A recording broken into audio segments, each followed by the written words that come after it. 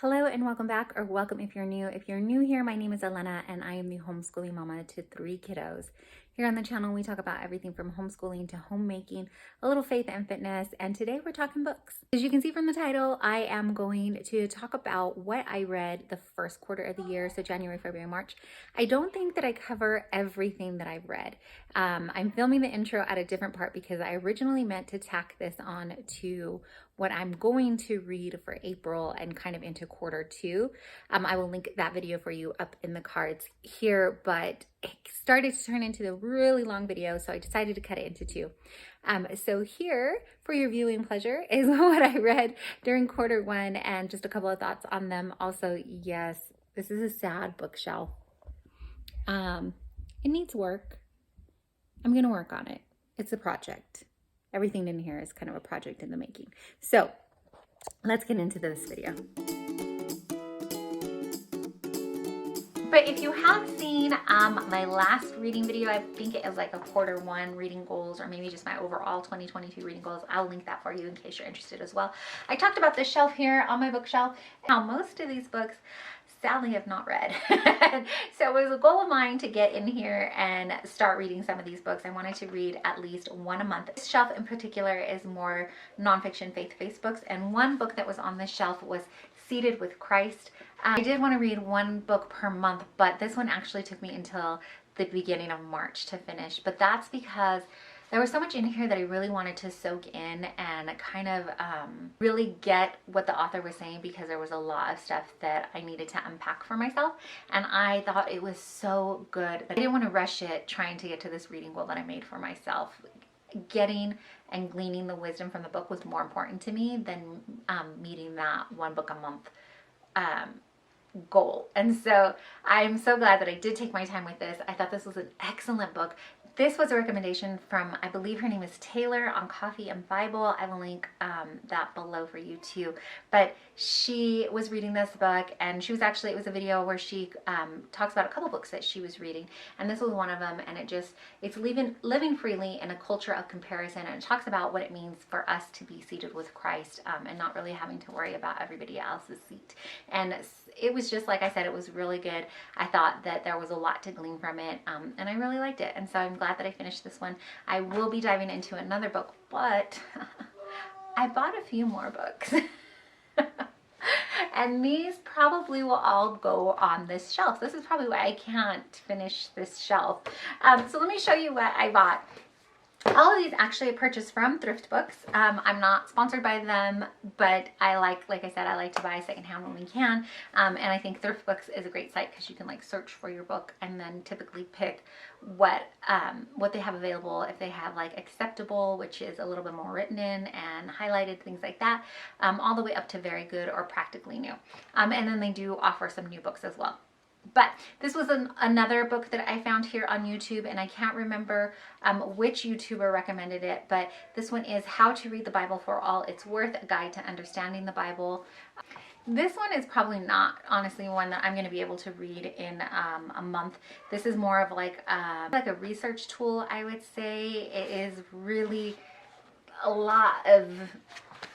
I'm not sure this is something that I'm going to be able to pick up and just read straight through, all the way through, like I would a fiction book, like some of these other books that I had shown earlier. So this is one that I'll have to like pick up and put down a couple of times to really soak it in. But this would be a great tool and aid for me as I hope to grow closer in my relationship with Christ. That's kind of always the goal. But this year I've really dove into studying more. I also bought a Strong's Concordance. I didn't have one before, and I purchased that. And then I have 2 more books coming from ThriftBooks. I have a, well, I will put it up for you. So I purchased a children's illustrated Bible. That is, of course, more for my kids, but also for me. I think that that is a great tool, even as adults, to have. But this one is going to be more of another family Bible to just kind of add with illustrations. We surprisingly didn't have one. I remember having one as a child, and not this version. This is the one that I found, and so we're going to give this one a go and take a look and see if this is something that maybe would appeal to my littles. I think the illustrations really can help your children as they're diving into these stories and help them be better able to visualize. Other one that I bought that I'm excited to come is the Cultural Background Study Bible. I ended up getting online. I looked on it. I can't talk. This was a recommendation from Diana Kokku, I think. I don't know if I said her last name wrong. I really need to learn how to pronounce people's names better. I don't have the easiest name to pronounce, and you think, yeah, it's something I'm working on. I hope there's grace for me here. Anyways, she is the sister to the Minimal Mom here on YouTube as well, and she's a really great channel where she talks about Bible studying and teaching, and it's just a lot of information.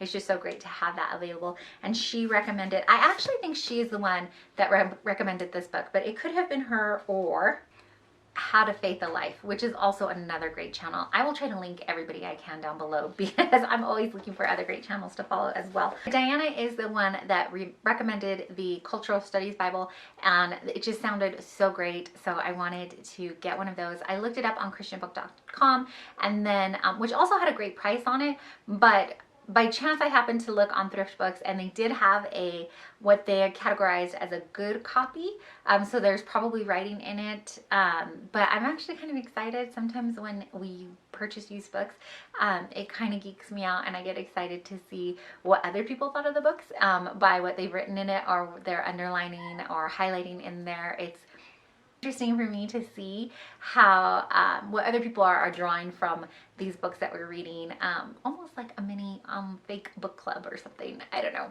And then on ThriftBooks, if you order a certain amount, you get free shipping, and I think I was just shy of free shipping with the 2 Bibles that I purchased. So I try to keep a wish list of books that have been recommended or that I've seen recommended on YouTube, and this was another one of those books, and it was a good price, so I picked this one up to get the free shipping, and then also because it was on my wish list.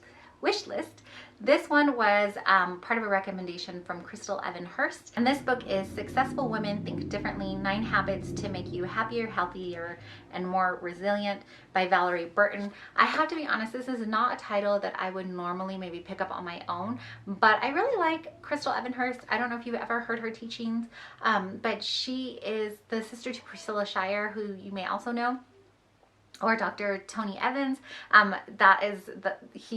He is their father. It's just a really interesting teaching family, like so much wealth of wisdom in there. And so she recommended this. Chrystal, like we're on first name basis here. But she recommended the book, and it says you are capable of far more than you know, and it has over 100 self-coaching questions, and this book will help you blast through obstacles and lay that foundation for success that is true to who you are. And so I thought that this would be a great book to work through this year as well. The last book that I want to show you really quickly, although I know this video is probably not really quickly, I always set out to do it and then I never do, probably because I digress so much like this. But the other book that I'm excited to start reading is Rhythms of Renewal: Trading Stress and Anxiety for a Life of Peace and Purpose. This one is a really, I don't know if my camera's gonna. This one is an older book. I realize this. This was actually written, I think, in 2019, but man, it can just ring true now. Yeah, it says copyright 2019, and it talks about you can be rescued daily from worry, stress, and anxiety. And I have had such a huge battle with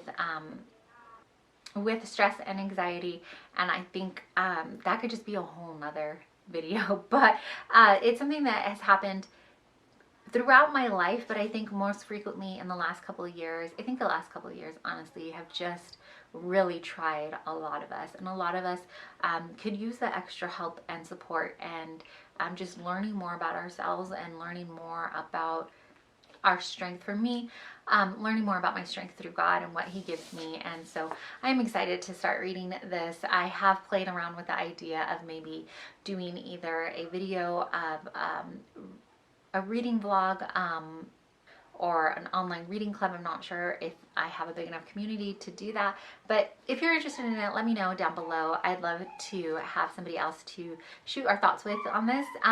But I also have considered just starting a separate channel that's about books. I just don't know, honestly, I just don't know if that's putting too much on my plate. But I wanted to share some of these books with you. I'd love to know what you're reading. I'd love to see, as you can see, I love to see lots of recommendations, even though I'm like, no more books. I'm not buying any more books. It's tough. It's tough. So thanks so much for watching, hanging out. I really appreciate you taking your time and spending it with me. It means a ton to me, honestly. And like I said, I know that the last couple years have been extremely hard on so many of us. So in case you don't know, you are loved. Thanks so much. I appreciate you being here.